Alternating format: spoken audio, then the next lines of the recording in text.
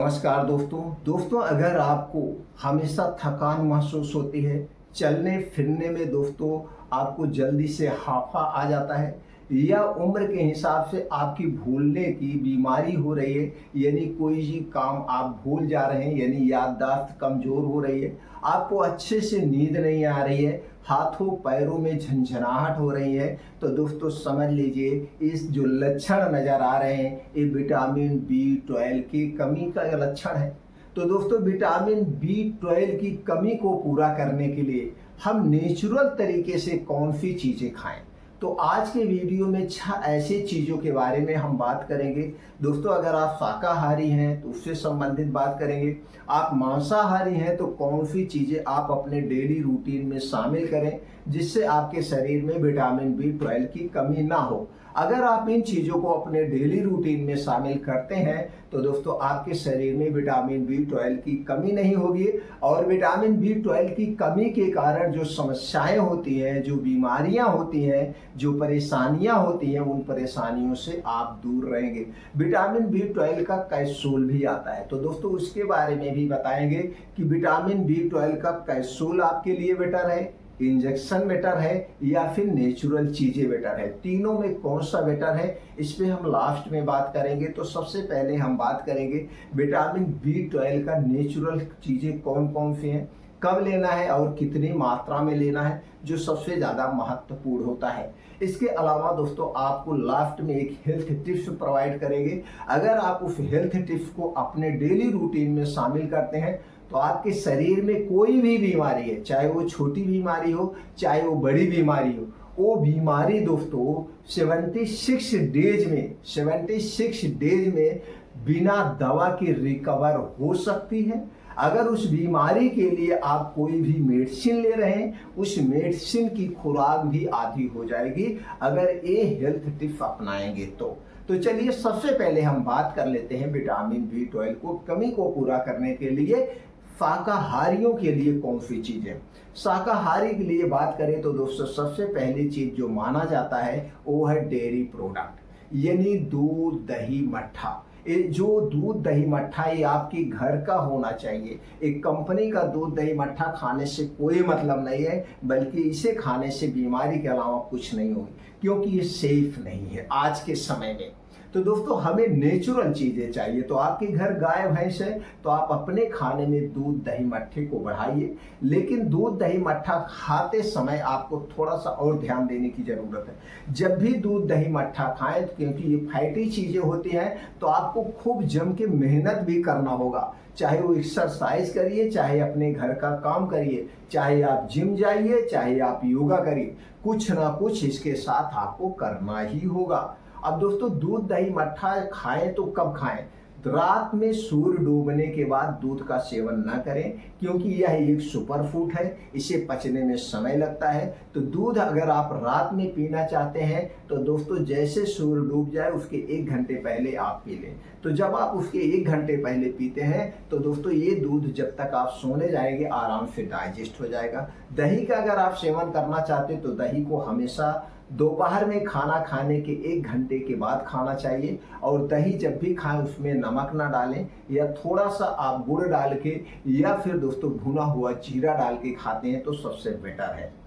अब दोस्तों बात आ गई पनीर की। पनीर में भी विटामिन B12 पाया जाता है, यानी डेयरी जो भी प्रोडक्ट है। पनीर जब भी खाएं सुबह के समय खाएं या दोपहर में खाएं, रात में ना खाएं, क्योंकि सूर्य डूबने के बाद हमारा पाचन तंत्र स्लो हो जाता है, इसे सही ढंग से नहीं पचा पाएगा, जिससे गैस कब्ज एसिडिटी हो सकती है। ये हो गया डेयरी प्रोडक्ट। अगर आप डेयरी प्रोडक्ट डेली ले रहे हैं, चाहे वो दूध के तौर पे, दही के तौर पे, या किसी भी तरह पे दोस्तों, तो आपके शरीर में विटामिन B12 की जो कमी होती है वो कमी नहीं होगी। दूसरी चीज़ की बात करें तो दोस्तों वो है आपका बीन्स। जितने भी प्रकार के बीन्स होते हैं, इन बीन्स में विटामिन B12 भरपूर मात्रा में पाया जाता है। जैसे आपका चना हो गया, हरी मूंग हो गया, आपका अलसी का बीज हो गया, आपका सफ़ेद तिल हो गया, ये जितने भी बीज हैं, कद्दू का बीज हो गया, कद्दू के बीज में सबसे ज़्यादा विटामिन B12 पाया जाता है। इन बीन्स को आप रात में भिगो के सुबह खाली पेट आप लेते हैं तो दोस्तों आपके शरीर में विटामिन B12 की कमी नहीं होगी। अब इसके बाद बात करते हैं ड्राई फ्रूट्स की। ये जितने भी ड्राई फ्रूट्स होते हैं, खास करके अखरोट में सबसे ज़्यादा विटामिन B12 पाया जाता है। इसके अलावा बादाम भी है दोस्तों, काजू भी है, आपका छुहारा भी है, किशमिश भी है, इसमें भी कुछ मात्रा में पाया जाता है, लेकिन सबसे ज़्यादा अखरोट में पाया जाता है। तो दोस्तों आप 2 से 3 अखरोट डेली रात में भिगो के सुबह खाली पेट आप खा सकते हैं, तो विटामिन B12 की कमी को पूरा करेगा। शाकाहारियों के लिए जो सबसे अच्छा और एक स्रोत है वो है हरी साग सब्जियां। जितनी भी हरी साग सब्जियां ताजे मौसमी फल हैं, इनमें विटामिन B12 भरपूर मात्रा में पाया जाता है और सारे प्रोटीन विटामिन से भरपूर होते हैं। तो आप अपने डेली रूटीन में मौसम के हिसाब से हरी साग सब्जियां, ताजे मौसमी फलों का सेवन भरपूर मात्रा में करिए। दोस्तों हमें हमेशा 1 से 2 मौसमी फलों को डेली खाना चाहिए, तो हमारे शरीर की कई तरह से सुरक्षा करेंगे। अब हम बात करें दोस्तों शाकाहारियों के लिए, मांसाहारियों के लिए, तो उनके लिए रेड मीट, मछली और अंडे, इनमें भरपूर मात्रा में दोस्तों विटामिन B12 पाया जाता है। अगर आप इनका सेवन करना चाहते हैं तो हफ्ते में 1 बार या 15 दिन में 1 बार आप इनका सेवन कर सकते हैं। अब दोस्तों ये तो हो गया। अब इसके अलावा अगर आपके शरीर में बहुत ज़्यादा विटामिन B12 की कमी है तो डॉक्टर क्या करते हैं, उसका इंजेक्शन भी देते हैं, कैप्सूल भी देते हैं।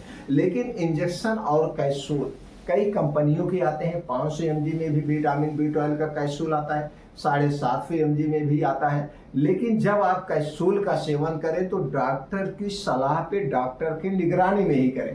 कैप्सूल को अपने इच्छानुसार न लें। ये हो गया दोस्तों विटामिन B12 से संबंधित। अब दोस्तों हमने आपसे क्या कहा था, एक हेल्थ टिप्स देंगे। जी हाँ दोस्तों, आज हम आपको एक ऐसी दिनचर्या के बारे में बता रहे हैं, अगर आप इसे फॉलो कर लेते हैं तो 76 डेज में, यानी 76 दिन में दोस्तों आपका शरीर किसी भी बीमारी से ग्रसित है तो उस बीमारी के लिए जो भी आप मेडिसिन का प्रयोग कर रहे हैं उस मेडिसिन की खुराक आधी हो जाएगी। आप करके देखिए, करना कुछ नहीं है, सिंपल सा तरीका है। सिंपल सा तरीका यह है दोस्तों, आपको रात के खाने में बदलाव करना है। रात का खाना 76 डेज तक सूर्य डूबने के 1 घंटे पहले करिए। सूर्य डूबने के बाद आपको कुछ भी नहीं खाना है। खाने के नाम पर, पीने के नाम पे आप सिर्फ पानी पी सकते हैं। खाने के नाम पे कुछ मत खाइए। कितने दिन तक? 76 डेज तक आप करके देखिए। इससे आपके शरीर पे कोई नुकसान नहीं होगा। अगर आपका वजन बढ़ा हुआ है, पेट बाहर निकला हुआ है, डायबिटीज है, ब्लड प्रेशर है, ब्लड शुगर है, पेट से संबंधित कोई बीमारी है, दोस्तों आप देखेंगे सारी बीमारियां धीरे धीरे आपका शरीर खुद ठीक करना शुरू कर देगा। सबसे सुपर फार्मूला है, सबसे बेस्ट दिनचर्या है दोस्तों, रात का खाना सूर्य डूबने के 1 घंटा पहले खाइए। चाहे वो गर्मी हो, चाहे ठंडी हो, चाहे बारिश हो, जो भी सीजन हो, आपका टाइम क्या होगा? सूर्य की किरण होगा। अब आप देख लीजिए सूर्यास्त कितने बजे हो रहा, उसके पहले आप अपना खाना पीना निपटा लीजिए, सिर्फ 76 डेज के लिए। फिर उसके बाद आपके शरीर पे जो दोस्तों बदलाव होगा, इस बदलाव से चौंक जाएंगे। और सुबह का खाना आप कब खाएंगे? सुबह का खाना 9 बजे के बाद, यानी सूर्योदय के 2 घंटे के बाद। शाम का खाना सूर्यास्त के 1 घंटा पहले और सुबह का खाना सूर्योदय के 2 घंटे बाद आप खाइए। ये दोस्तों जब इस नियम को आप अपनाएंगे तो आप देखेंगे दोस्तों, आप एकदम यंग दिखने लगेंगे, हर एक बीमारी से मुक्त होना शुरू हो जाएंगे, क्योंकि आप डेली 15 से 16 घंटे का उपवास कर रहे हैं। यही 15 से 16 घंटे का उपवास हमारे शरीर को डिटॉक्सिफाई करेगा, हमारे शरीर को डिटॉक्सिफाई करेगा। दूसरा बड़ा फायदा यह है, रात के समय जितनी बीमारियां होती हैं, एक भी बीमारी आपको नहीं होगी, क्योंकि रात का खाना तो आपने सूर्य डूबने के पहले खा लिया। अब जब आप 9-10 बजे 11 बजे सोने जाएंगे, खाना पूर्ण रूप से डाइजेस्ट हो जाएगा, पच जाएगा। अब दोस्तों रात में जो खाना खाने के बाद बीमारी होती है, जैसे रात में सोते समय पेट में गैस का बनना, एसिडिटी का बनना, बीपी का बनना, अटैक का आना, ये सारी समस्याएं क्यों आती है? ये सारी समस्याएं तब आती है जब आप देर रात खाना खाते हैं और भर पेट खाना खाते हैं। वो खाना जब सही ढंग से नहीं डाइजेस्ट होता है, नहीं पचता है, तो उसके कारण पेट में गैस बनती है, उसका दबाव आपके हार्ट पे बढ़ता है, बीपी हाई होती है और तरह तरह की समस्याएं होती हैं। हर एक समस्या का समाधान है ये रात का खाना। तो दोस्तों आप इस खाने को छोड़िए और सूर्य डूबने के पहले खाइए। मैं मना नहीं कर रहा हूँ मत खाइए, लेकिन सूर्य डूबने के पहले। मैं बार बार कई बार रिपीट कर चुका हूँ, आप 76 डेज के लिए इसे अपना लीजिए, फिर देखिए। और इसके साथ में घर से बाहर की बनी हुई जितनी चीज़ें उसे खाना छोड़ दीजिए। खास करके चीनी, मैदा, रिफाइन में बनाई गई जितनी भी चीज़ें कभी मत खाना। धूम्रपान, अल्कोहल, ठंडा पेय पदार्थ का सेवन बंद कर दीजिए। आपके शरीर का वात पित्त का बैलेंस में रहेगा। यही सबसे बड़ा मंत्र है स्वस्थ रहने का। आप हमेशा स्वस्थ और निरोग रहें।